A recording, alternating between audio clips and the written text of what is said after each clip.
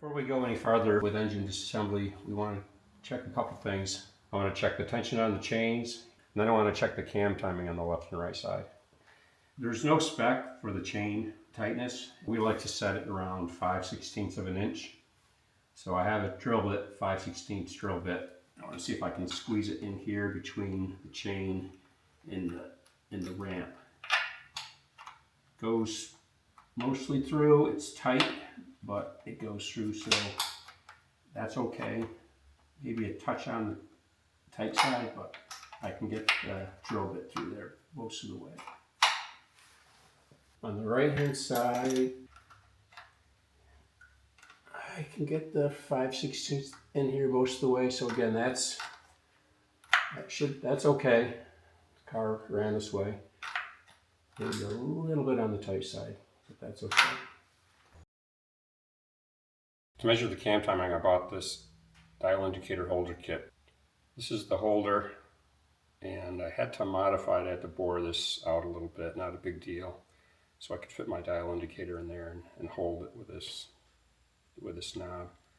But this is the holder from Bomb Tools. Just need a nut and a washer. I use a Starrett dial indicator. It's number 25-631. Measures down to 5/10,000ths of an inch. I had to cobble up the probe on it. The probe on the normal Starrett isn't long enough. So we had this dial indicator.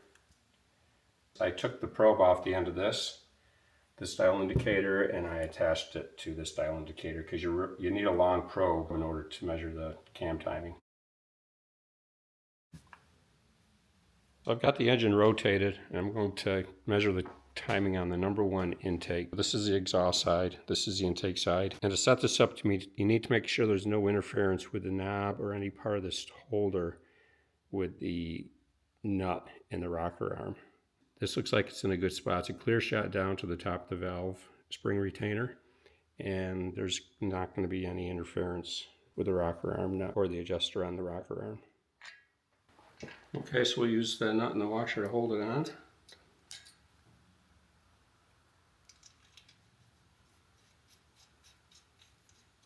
You don't have to get it super tight, but you do want to get it snug so it won't move at all.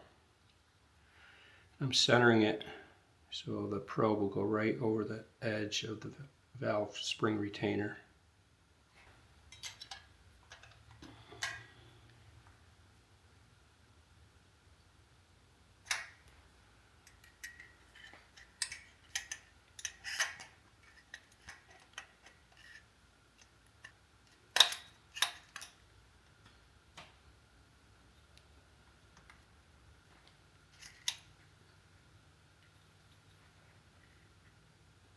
I'm going to rotate the holder just slightly so I can move the probe over just a little bit. I want it right on the edge where it's a flat surface. Oops. That's good right there.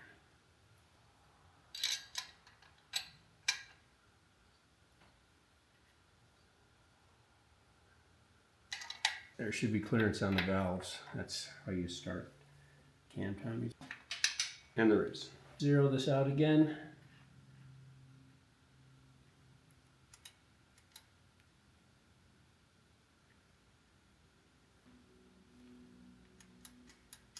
All right, let's try this again.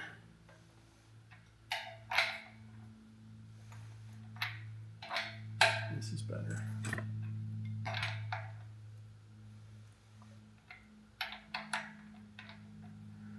We're going around till we get number one at top dead center.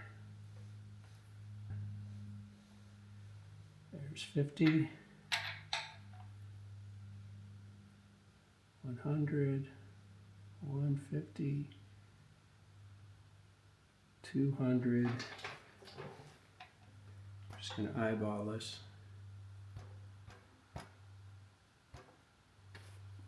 Okay. 5, 10, 15, 20, 25, 30, 35, 40, 45, 245. Let's try it again.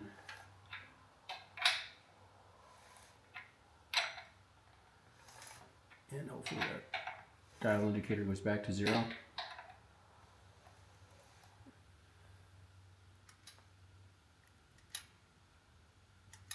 Okay.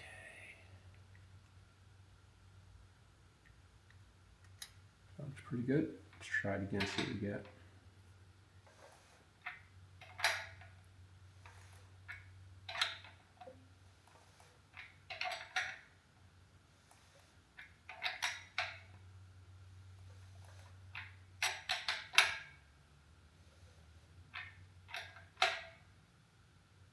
$50, $100, $150, $200. Okay, looks pretty good. 245, 46, 247. So we got 245 and 247. We call it 246. Okay, so we measured 0.246 inches. And the last time we set the cam timing, we set it at 0.241. And the spec is 0.236. If my spec is 236 and I ended up at 246, I would try and make that closer to 236. All right, let's check the right hand side. Okay, we're all set up now for the right hand side.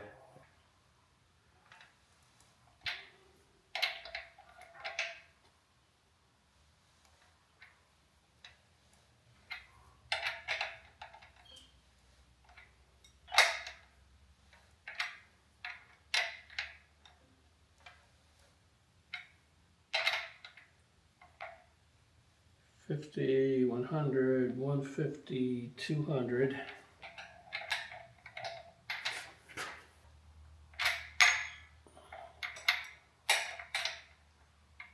I think I maybe, that's pretty close. I might have gone a little bit beyond.